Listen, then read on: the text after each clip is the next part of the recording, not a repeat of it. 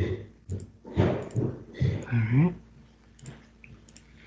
right. Hello, everyone. I'm Sandro Tejada, Director of Major Gifts and the Seton Hall Parents Program. Thank you for joining us during Seton Hall Week. This is our, I think, 29th virtual offering so far. And so we're very excited to have a back to school class with Dr. John Saccoman. This session is being recorded. Just wanted to give you a heads up there. We will have an on-demand page and we'll add all our Seton Hall Week recorded sessions to the page. Please kindly mute yourself, and if you have any questions during this session, please use the raise your hand icon on the top right of your screen. And also please use the chat feature to share your questions or hold your questions until our Q&A session. I'm honored to introduce our next speaker, Dr. John Saccoman. He's a professor, program advisor for mathematics, and the chair of the Department of Mathematics and Computer Science at Seton Hall. His selection as a fellow in the Mathematical Association of America's Project Next has been a highlight of his professional career, and he continues to be involved in that program, which mentors beginning mathematicians at the state level. The Seton Hall University Stevens Institute of Technology Graph Theory Research Group has been most important in his research career, which continues to focus on multigraphs and network reliability theory. He is pleased to say that at least one Saccoman has been on the Seton Hall campus every year since 1957. Professor Saccoman, the floor is yours. Thank you. Okay. Thank you. Thank you for the introduction, Sandro. And this can certainly be more of a conversational. If you have a question when we're going through, I have no problem if you want to ask it. I don't mind at all. Now, I do not have the ability to share my presentation, Sandro, so if you give me sharing priority, I can share with you all.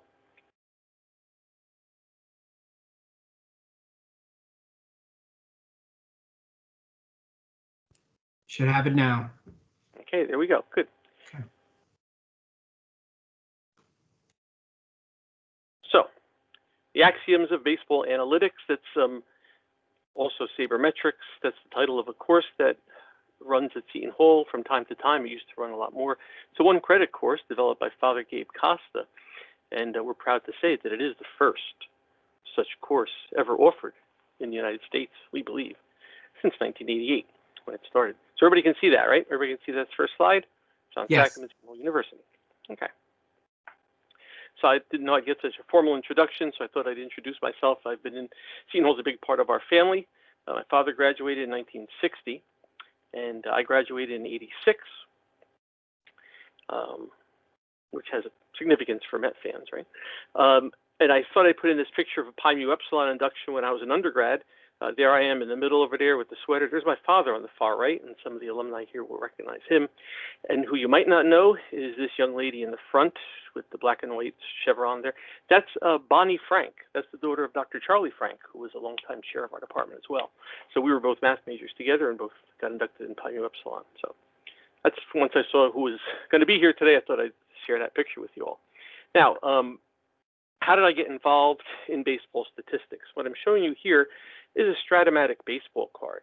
And this is an example from the series that they did on the Negro Leagues.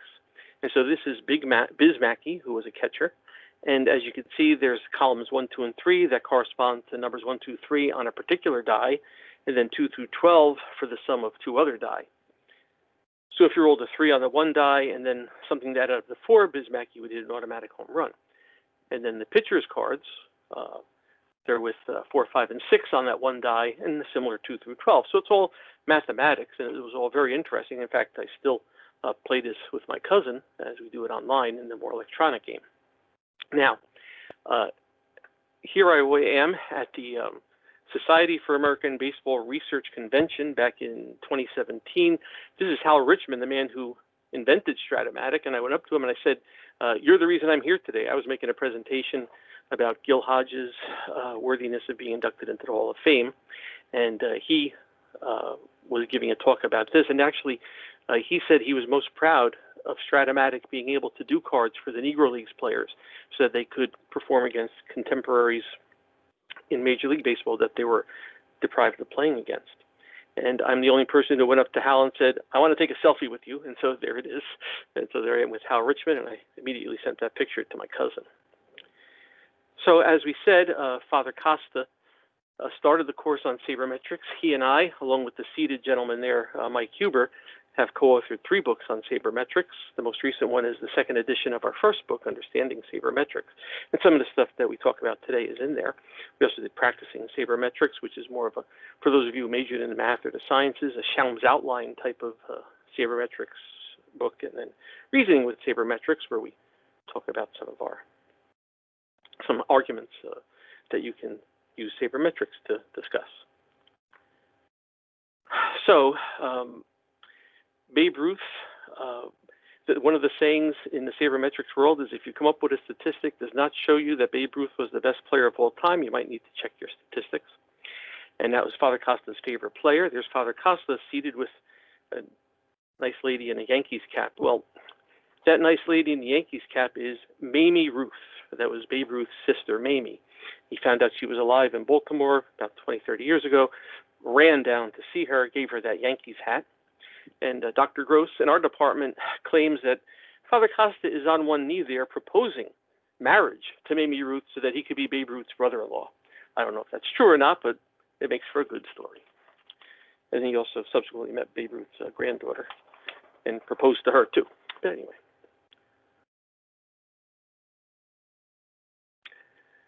So,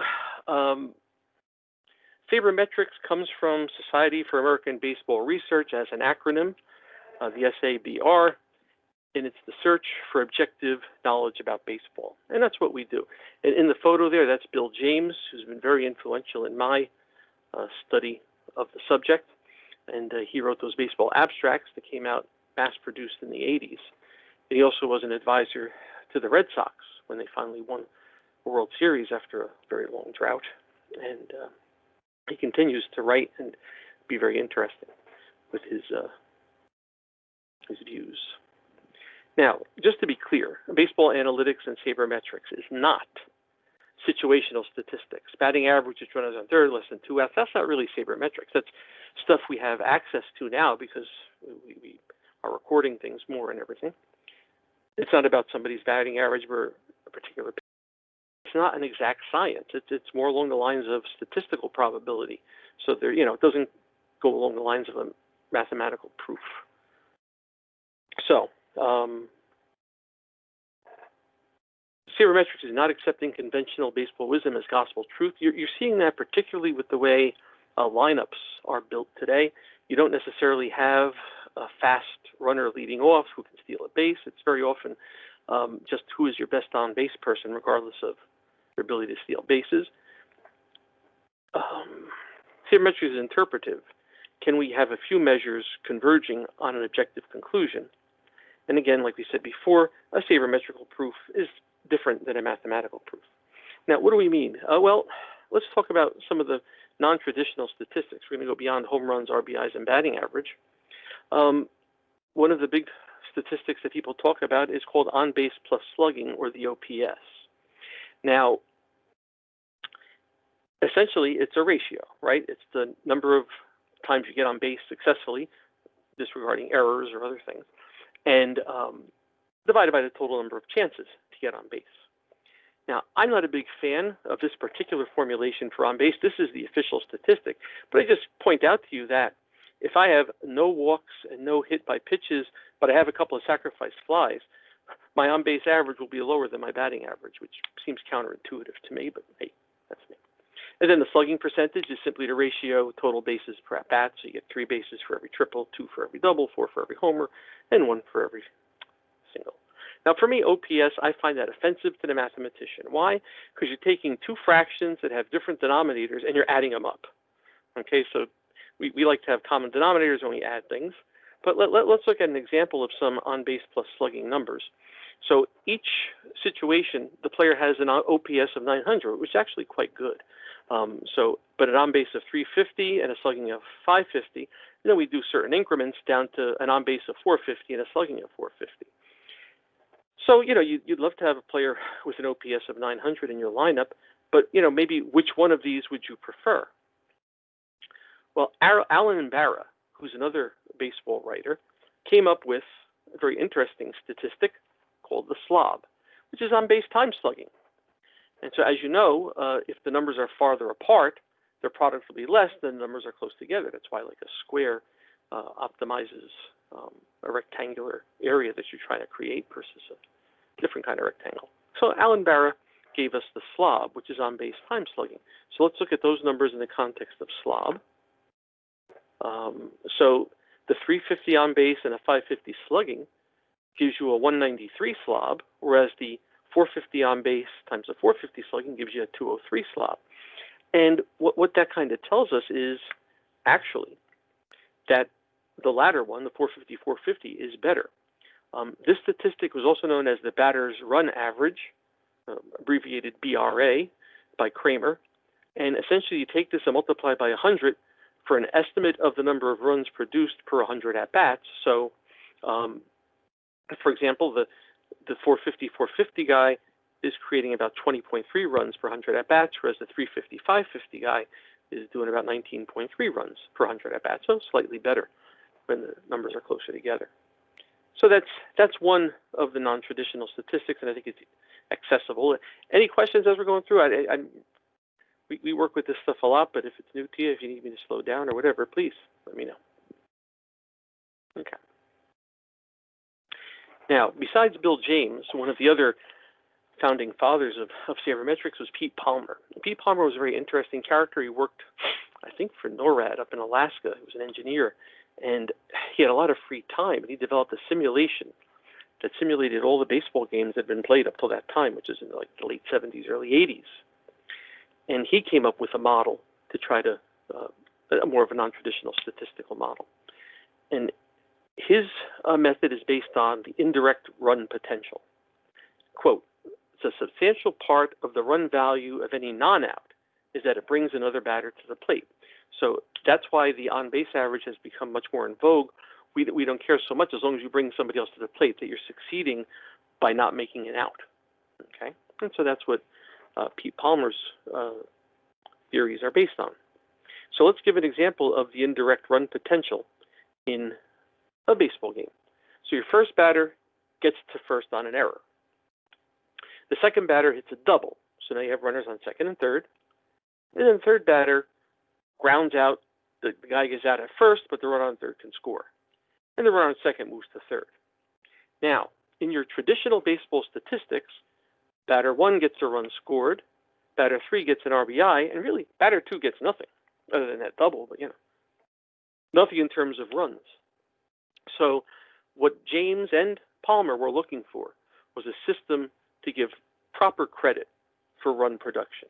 In other words, we could say that the guy who hit the double probably did the most to make that run score, but didn't get any credit for a portion of that. So what Pete Palmer essentially had was a linear regression model that gave credit for those things as a fraction of a run or more than a run. And Bill James is the model we're going to talk about now. So as we know, in mathematics, axioms are those things that we accept without need of proof. Okay. So axioms of sabermetrics, we'll go over those. Axiom 1. A ball player's purpose in playing baseball is to do those things which create wins for his team while avoiding those things which create losses for his team. Self-evident. Okay. Unless you're on the 1919 White Sox, I guess. Anyway, I'm going to do those things that create wins for your team. Axiom 2. Wins result from runs scored. Losses result from runs allowed. Don't think you can argue that one either. And then the first corollary to Axiom 2 follows directly from the supposition. An offensive player's job is to create runs for his team. So, again, do those things which create wins. Wins result from runs scored. Your job is to create runs for your team. So, Bill James also had a job where he had a lot of free time at night. He was a night watchman in the Stokely Van Camp bean canning facility near Lawrence, Kansas. And he was just basically sitting there working on these numbers. And he came up with the runs created formula. The number of runs a team will score can be predicted by this formula: hits plus walks times total bases divided by bats plus walks.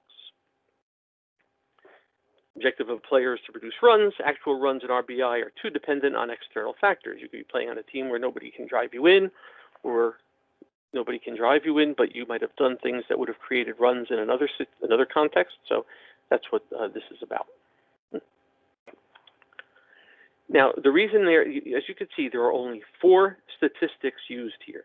All the other events in baseball, these 4 statistics give a pretty remarkable estimate for the number of runs that a team or a league would score, and thus you could apply it to an individual. One of the reasons is that these 4 statistics are available for every season in baseball history going back into the 19th century. At other years and at different times, different statistics were official and not. You might have noticed on an earlier slide, we said that sacrifice flies were only official in the early of this century. So this is the stuff that's available for all the years. Now, obviously, with any mathematical model, the more stuff you put in, the more accurate it can be. So there are other events, and we'll talk about those as we develop this model.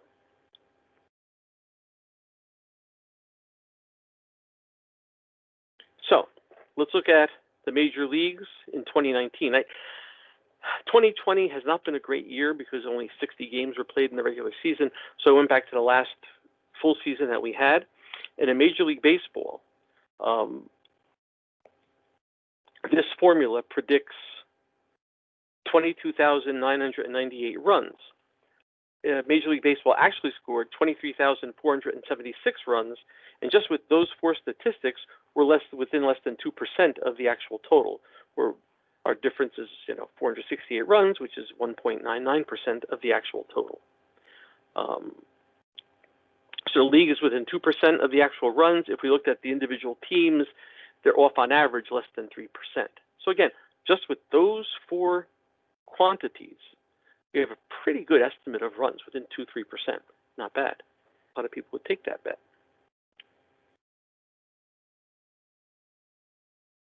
So some of the good and bad performers, the Minnesota Twins, they scored 939 runs.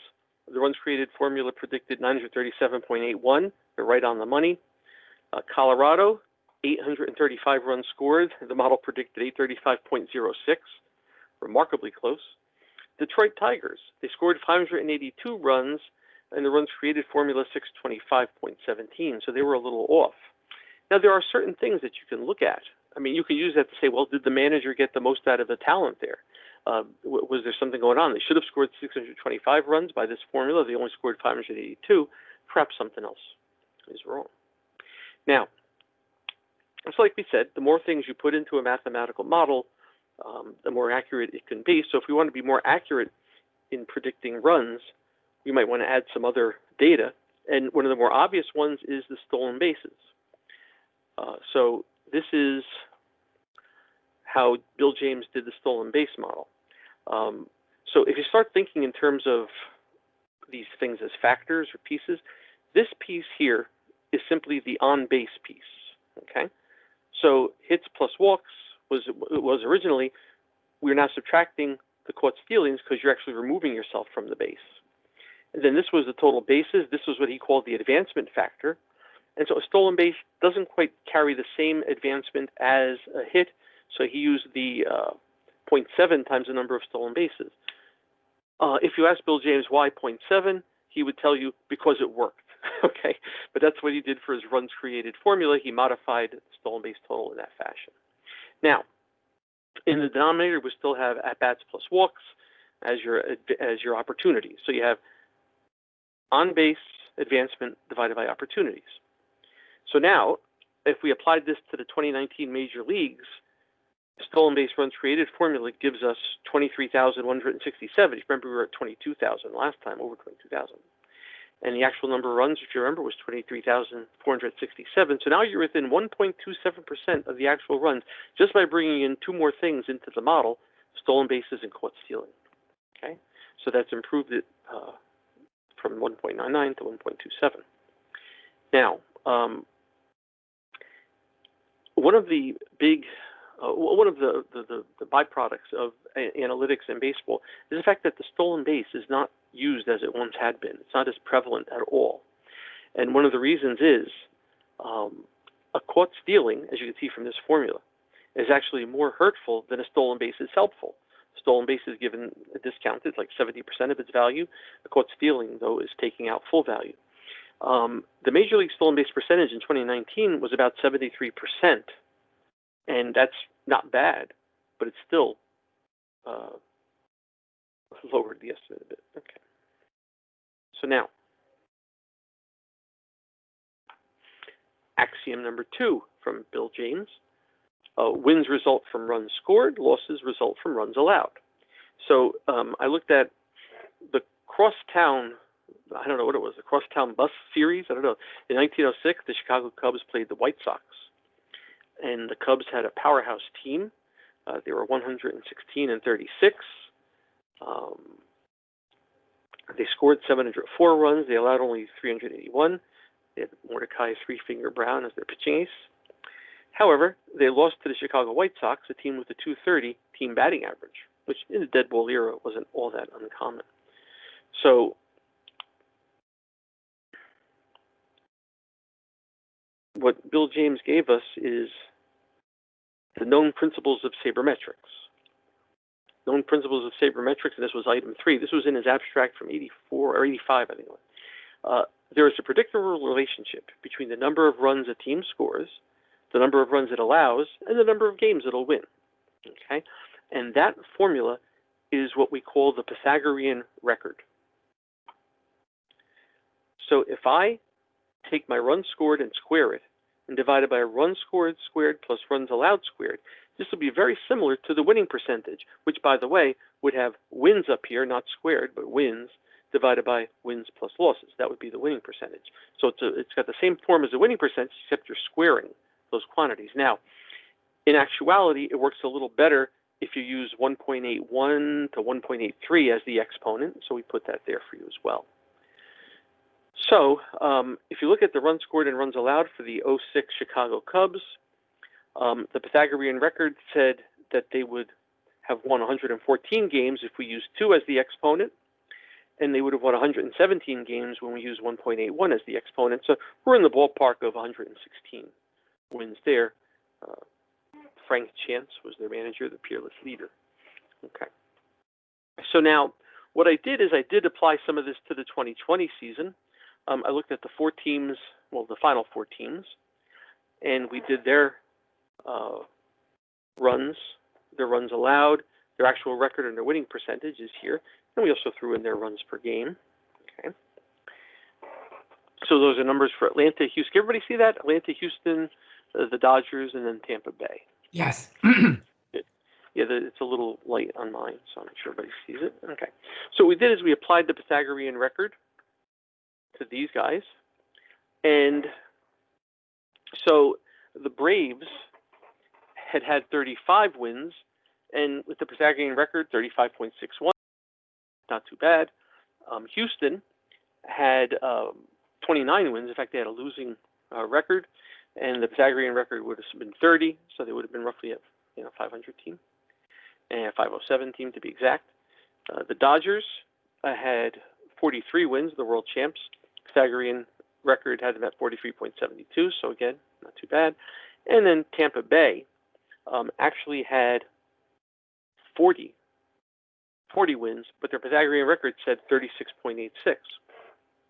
What that tells me is that they were doing other things that improved their Pythagorean record, whether it was what the manager did, what their analytics department was telling them, although taking Snell out might have been not the best. But they, the point is that they outperformed their Pythagorean projection, which is indicative of a well-run team, especially if it happens over the course of a number of years. Okay, so if you recall, our axiom number 2 of sabermetrics was that wins result from runs scored, losses result from runs allowed, and the first corollary was an offensive player's job was to create runs for his team. Okay, so we just showed that runs scored and runs allowed can be used to predict winning percentage, and runs are an important commodity.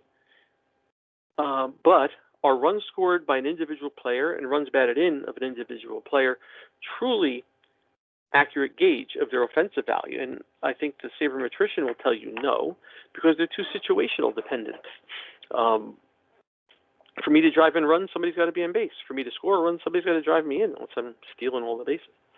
So we're going to talk about further refinements to the runs created formula to make it even better model. So we have some missing pieces for on-base advancement and opportunities. We didn't include sacrifices at all yet, for example. Then you might want to put that into a team context, and James has that to put into a team context. Some of it is situational data that's not available freely to the public, which involves some deal about strikeouts and things like that. And then you want to adjust the estimate so that the sum of the runs created for all the players equals the team runs. So those are some of the things that Bill James did with his model. But since we don't have all of the proprietary information, we can't use them. So let's look at some of the missing pieces.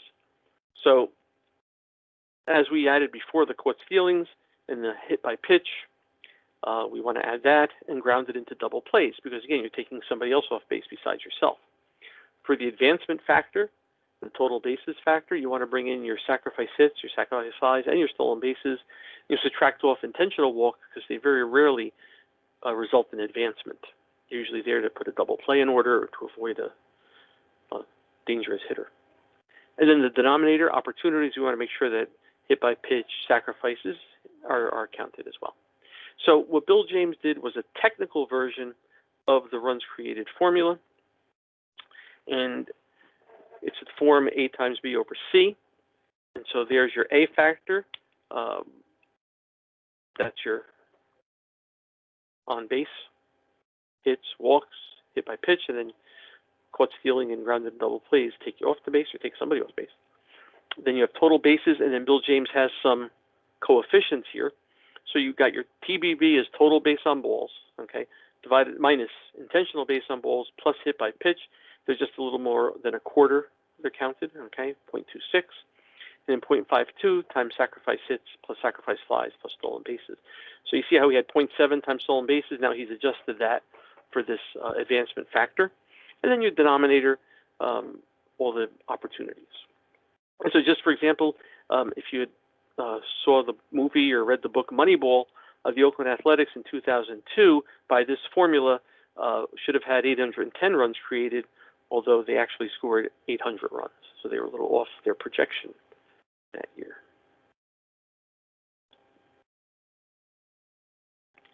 Well, Bill James doesn't stop there. There are actually 24 different versions of this runs created formula, and they're called HDG, or historical data groups, based on statistics available during those years. And a good number of the formulas, even though it's not a lot of the years, deal with the 19th century, the 1800s, because different data was available and not available, different rules changes, the mound was moved back, that kind of thing. Well, actually, it was made into a mound and then moved back. But anyway, so the most recent version of the formula is the one that's good from 1988 to present, and it's HDG 24. So you see the on-base version, the on-base factor, hits plus walks plus hit by pitch, minus grounded double plays, minus caught stealing. And then the B, again, some of the coefficients are changing. Walks plus hit by pitch minus intentional walks times 0.24 now, okay? Stolen bases times 0.62, so that's been broken out. Sacrifice hits plus sacrifice flies are discounted by a half. And then we have minus 300ths times the number of strikeouts. Batters are striking out at an increasing rate over the years. They talk about the 3 true outcomes, a strikeout, a walk, or a home run. And so because strikeouts generally don't advance players and don't do anything, they're subtracted from the advancement factor because it changes the situation. And then the denominator is all the opportunities for somebody to get on base. So what I did is I chose a player, and we can look at what he did. Everybody, it's a little small, but this is Pete Alonzo. He was the Met rookie, he was Rookie of the Year in the league in 2019. He had 53 homers, drove in 120 runs. His OPS 941. So there's some of his numbers. And what we're going to do is we're going to put that into the HDG 24. So his A factor turns out to be 235, so 235 times on base. She walked a lot, 72 times. Then his B factor, 353.058. And his C factor, just the number of opportunities, 693. Normally when we do this in a class, we'd have you working it out too. We'd have you on an Excel spreadsheet, and you can just take the data and set the formulas up yourself. That's how we do that, but this is supposed to just be a little bit of a lecture. So that's what we're doing here. So by this formula, Pete Alonso created 116.48 runs for the Mets in 2019. Significantly, if we had done the basic runs created formula, just those 4 stats available throughout time, it would have been 118 runs. So you see how they're fairly close.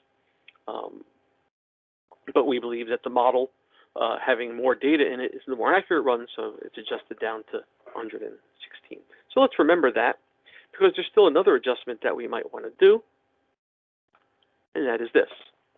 Batting and pitching statistics never represent pure accomplishments, but they're heavily colored by all kinds of illusions and extraneous effects, and one of the most important of these is the park effect.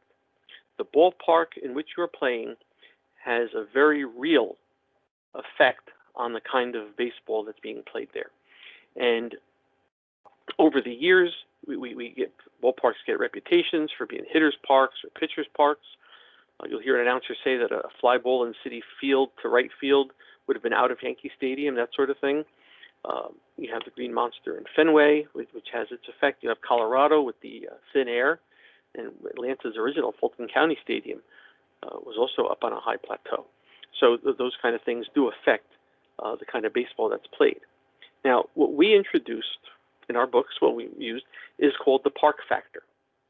So if you take the number of runs scored at home plus the number of runs allowed at home and divide that by the number of home games, then you divide that quantity by what the team did on the road. Runs scored on the road, runs allowed on the road, divided by total number of road games, you'll get a factor. If it's greater than 1, then your ballpark will favor hitters because you did better at home than on the road. If it's less than 1, then it's a pitcher's park. Now, we talk about this in the context of 1 year.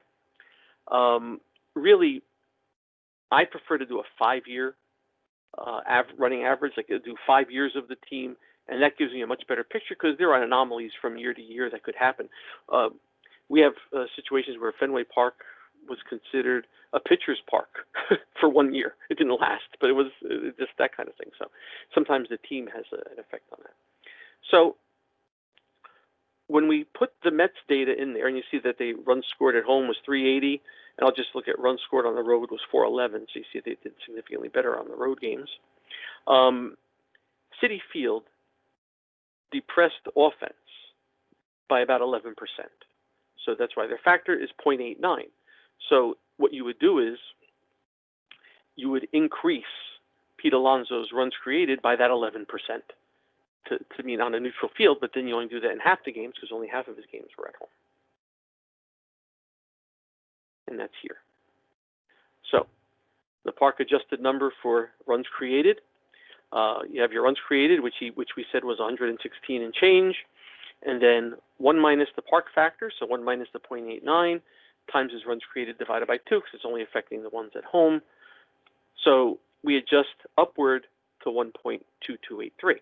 Now, like I said, I prefer a 5-year average, and so you can see that Citi Field was much closer to being a hitter's park in 2016 when the Mets made the wild card, but very much more a pitcher's park in 2018 at a 0.73. So I think you can say that over time, the Citi Field significantly depresses offense.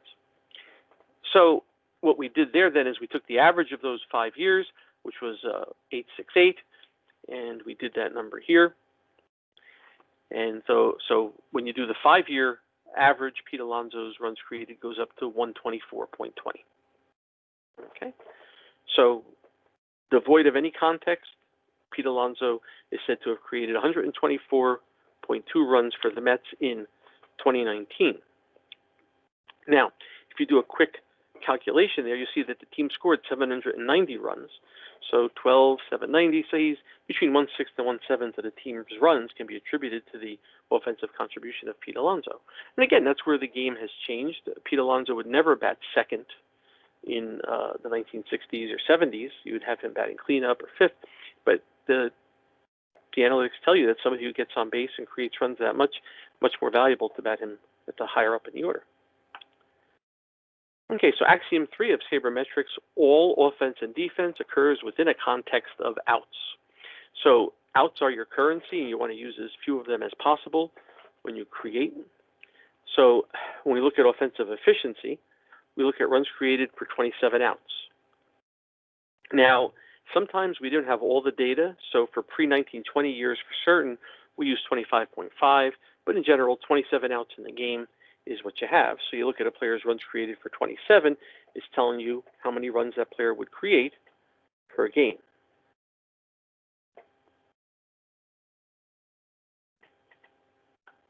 Now for Pete Alonso, his runs created per 27 outs using the Park-adjusted 5-year figure, 7.32. Now, in 2019, the National League scored 4.71 runs per game. That's actually high, a little bit. Historically, teams will score about 4.5 runs per, leagues will average 4.5 runs per game. It's a remarkable thing when you think about it, because then that's like 4.5 for this team, 4.5 for that team, 9 runs per game, 9-inning game. Also, in general, batting averages hover around, league batting averages hover around 260 over the course of history. That's not changed, even with the various things that happen over the years. So, in any case, if we throw Pete Alonso's runs and then you take the league average, so you're saying, okay, I have a team of 9 Pete Alonsos at bat with average pitching and average defense for 2019, it would have a 690 winning percentage using the Pythagorean formula, or approximately 111 wins. So again, a team of 9 Pete Alonsos at bat with average pitching and average defense for 2019 would have 111 wins, or a 690 winning percentage. So that's just one example of how this can be used, and then you look at other players and see where they stand. And I'll give you a picture, offensive winning percentage of a player's contribution to the team. Now, we do have a little time. I don't know if there are questions, or I could talk a little bit about the WAR statistic, wins above replacement, but I'm dealer's choice. Sandro, you have an opinion? Do we have questions? Because I don't have the chat up. There is a question from Stan, and I don't know if he was referring to something you said specifically. Oh. He said, did you look at the 1960 World Series? And maybe Stan can elaborate.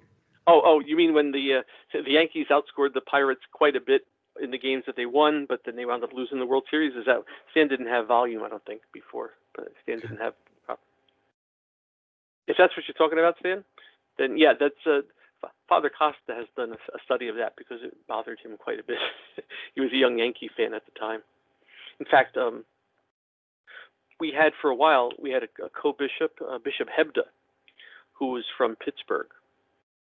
And I was at a dinner once, and I met him. And I mentioned to Father Costa, and he said, oh, he's after me about the 1960 World Series. And what I really loved about Bishop Hebda, he's now, I think, in St. Paul. He was moved there to help that diocese out, but St. Paul, Minnesota. But he said that sometimes he would drive down to the Pittsburgh ballpark, the PNC Stadium, and just sit there by the statue of Roberto Clemente, which I thought was pretty cool. And he did that. There is a question from Andrew Masura. How do you think the statistics from this short season will be judged historically? Well, you know, we've had short seasons before, never quite this short, because we had strike shortened seasons in 72, 94, 95, right? So we had some seasons where we didn't have that. So yeah, I mean, I don't know if you can prorate the numbers or whatever. What I was saying all year was, well, heck, if the Mets win the World Series this year, then it was legitimate. So I don't know. You play what you can't. You play who you play, and you play what you can play. So I mean, obviously, if you say a record, okay, this guy was undefeated, that's the record. Like if somebody was 9-0, but I think there's been other people that were 9-0. But you know, that kind of thing, or the ERA record. It's hard to say that these would be single season records because you didn't even play 154 games, let alone 162 or 144 like they did in older years. So I would say, yeah, I think that other than some individual accomplishments, that you really can't get a judge of full season records based on 2020. Thank you, Andrew. Professor Saccoman, I shared a statement, and I know there's a lot of chatter in regards to Tampa Bay manager Kevin Cash's decision to remove Blake Snell after he was dominating the Dodgers the 5 and 3rd inning, but to remove him, and I think Alex Rodriguez couldn't help get on the act, and he said he called out Ivy League front offices and Sabermetrics, saying they were ruining our game. What's your response to that? Well, here's the thing. Anybody who's studied probability or statistics knows it's in the long run. We're talking about a long run here. So if that situation happened 10 times, probably it would have been the right move 8 times. It just wasn't the right move then. My understanding is that Blake Snell didn't pitch more than 5 2/3 innings all year. So they must have had some sort of hard cap on him for whatever reason. Me, I might have looked at the guy or talked to the catcher and said, what do you think? But, anyway. They thought that was the right move at the time. It's why they were, 3 runs over their project, or 3 wins over, I forget what it was before, 3 runs over their projection for their runs. They really take the analytics to heart, and they use them. Obviously, it's not the be-all and end-all, but I mean, the manager is given these things, and then the manager uses them. What's unfortunate is that Kevin Cash is the one that has to answer to it when it was somebody else's data he was using. I don't think he worked out the numbers that told him time to take him out. But yeah, I might have left Blake Snell in, but he had, we don't have all the information that he has at hand. Can I offer an opinion on that? Of course. It would be my opinion that the manager misused his analytics, because the theory in not having your pitcher go through the lineup for the 3rd time is that they are either figuring him out from what they have seen or he's getting tired. The first 4 batters in the Dodger lineup had struck out 7 times in 8 at-bats. So they clearly weren't figuring him out. And his velocity was down only slightly, and his spin rate wasn't down at all. So he clearly wasn't getting tired. And if you want to add another analytic, Mookie Betts this year had an OPS of 1.061 against right-handed pitching and an OPS of 0.531, I think, against lefties. So taking a left-handed Snell out for a right-handed anybody was just not the right move. Not the move in that case, yeah. That's that. And that's the thing. But again, like we said, the analytics is talking about the long run. And it's whenever I cover probability in a class, I always talk to the students in this way. I say, listen, at some point you're going to turn 21, if you haven't already. And you might find yourself down in Atlantic City at a table, you're having fun, you got your friends, whatever. If at some point in the evening you find yourself with more money in your pocket than you walked in with, go take a walk, go to a boardwalk. Because the longer you stay, the chance of losing your money, because the house always wins. And that's how that goes. Sometimes you can win over the short run, but in the long run, and that's what the analytics really is. It's for the long run in these situations, and that's what he did. But again, it's how they did things all year, from what I understand. And it could be they saw something in Blake Snell that we didn't. And certainly Blake Snell didn't see it, because he seemed a bit, shall we say, miffed at being taken out. But, that's good. Thank you, Gary.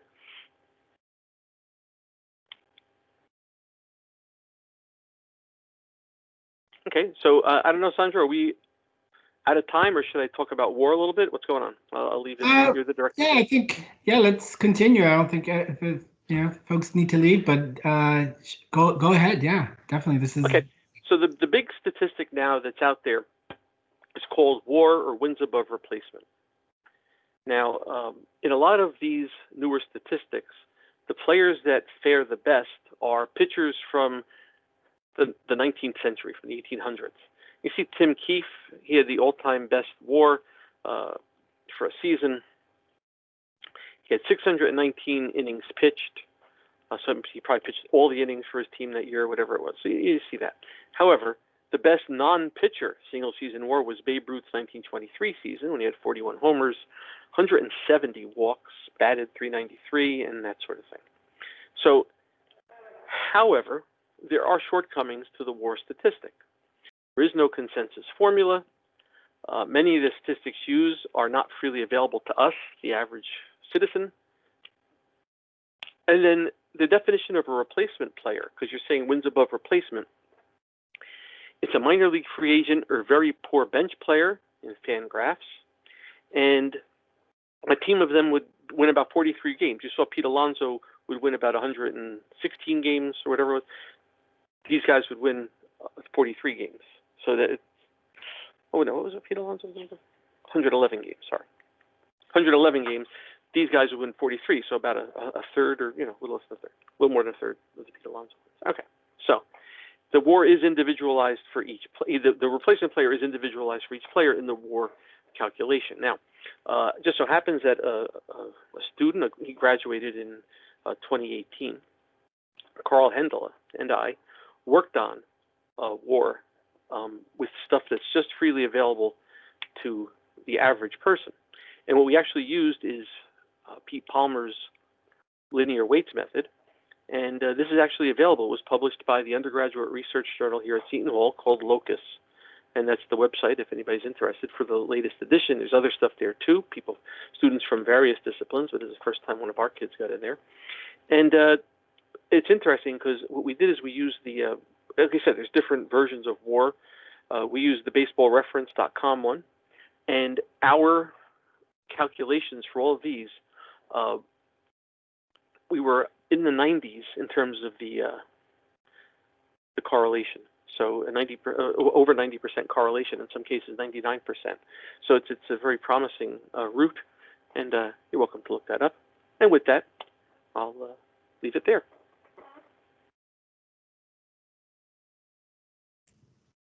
Thank you, Professor Saccoman. If anyone else has any questions, feel free to unmute yourself or share it in the chat.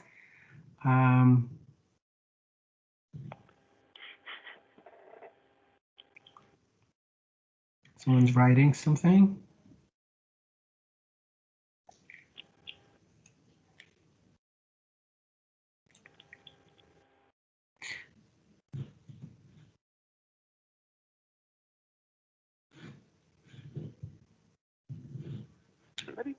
Must be a long question. Okay.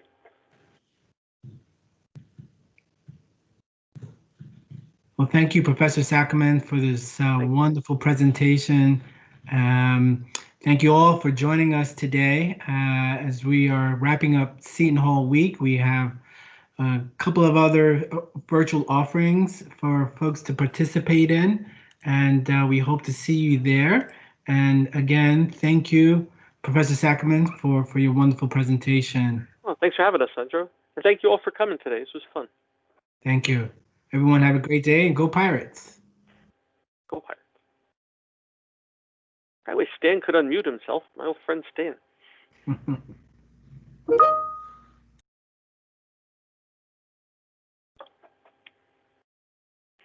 stick around if anybody has a question or anything.